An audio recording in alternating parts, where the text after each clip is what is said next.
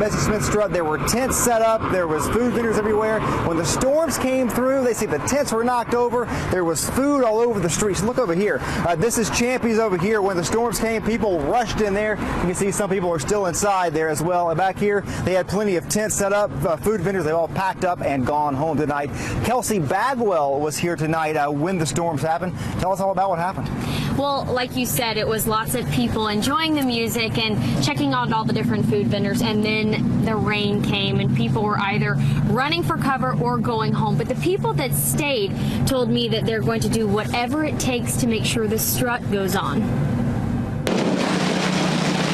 The Bessie Smith Strut, the one night of the Riverbend Festival when the fun leaves the riverfront and sets up shop on ML King Boulevard. It's also the one night festival goers may never forget. 2 hours after the gates open, the same tent used for ticket sales is the only barrier from the downpour. Food hot on the grill, ruined. Is this the worst weather you've ever seen? Yes. Marcia Fletcher from Marietta, Georgia has worked the strut for 8 years, selling chicken on a stick and other juicy treats, drenched in the rain. What's going to happen? They can't start it up again, so it is what it is. It doesn't happen all the time, but when it happens, what do you do? Many festival goers went home, but some found temporary shelter waiting for the storm to pass. I brought everything I needed for rain, my umbrella, my poncho, and got all my tickets, so I'm set. And fortunately for the persistent partiers, there's always a backup plan. We're excited. Everybody's excited to come on indoors, and we're going to keep partying. The band set up inside the Cultural Center's performance area, while the size of the audience was considerably less. Many didn't mind the last-minute change of venue. In fact, they loved it and made the most of a soggy situation. Before, the saying was nobody tells Bessie not to strut. Well, that rain is not going to stop Bessie either. We're still strutting on. And the vendors were given the option if they wanted to stay open despite the rain or go ahead and close up. And a lot of them did stay open. And the ones I spoke with said even though some of their food did get ruined with the rain, they'll be back next year. We talked to a man named Trevor, came down from Atlanta just to sell food for the night. He stayed here, for the night. Didn't make a lot of money, but it's here all night long. The experience, even though it rains. There you go. Glad to be here. All right, thank you, Kelsey. Really do appreciate that. The storm didn't just dampen things here at the Bessie Smith Strut, also at Chattanooga's amusement park as well. Take a look at this. This is Lake Winnie. These photos were sent to us by viewers. Catoosa County dispatchers confirmed the park did have a few trees and power lines down as well. Plus, the park sign was knocked over. They're not sure if the park will be open tomorrow. Calls to the park were not answered tonight, so we saw a lot of damage there in the Fort Oglethorpe and the East Ridge area. A family of 6 in East Ridge tonight don't have a place to sleep. Brittany Nicholson was there at about 6:15, 6:30, actually earlier than that, actually more closer to 5:30 when the storm came through. It really was strong in that area. It was, and one of those 4 children is recovering from surgery and her medicine is still inside the home. So tonight, neighbors pulled together to help them out. Ooh, man. I mean, it did sound like a freight train just coming right through here.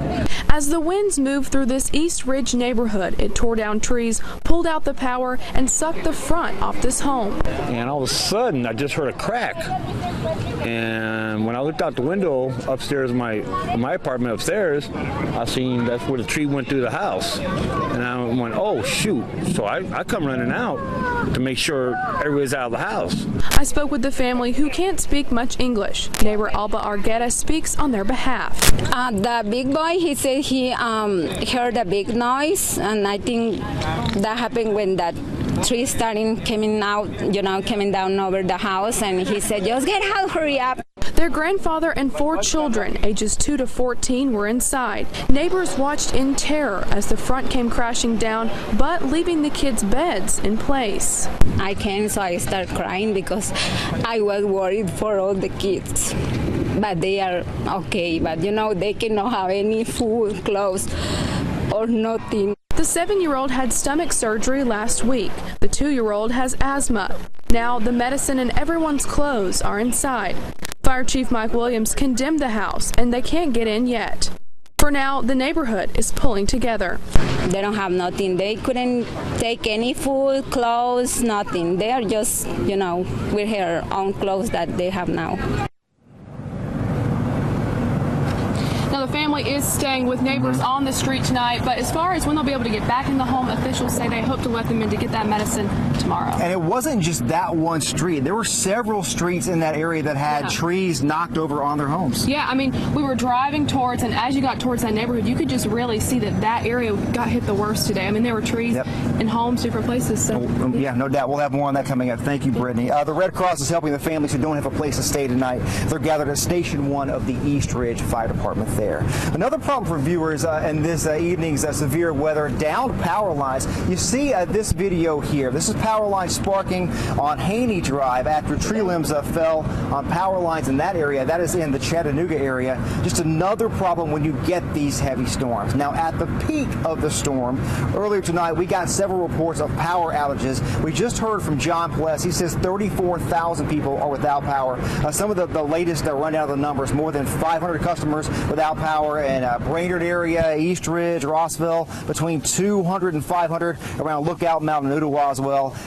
So as you can see, we've had crews all over the area tonight, and a lot of folks there without power still, and they're working hard to get those folks back on tonight. As we said, a lot of people around the area tonight, a lot of crews out around the area tonight, showing you just how the storm impacted several parts of the area and so many families as well around the viewing area. We can't be everywhere all the time, though, and you can help us tell this story with your photos. Send those photos of how the story has impacted you, your family, your neighborhood. Just send those to our See It, Shoot It, Send It gallery. Just go to newschannel9.com for that. Okay, we'll have more on the weather coverage coming up. Stay right there. Right now, let's go back to the studio to Kim. Kim.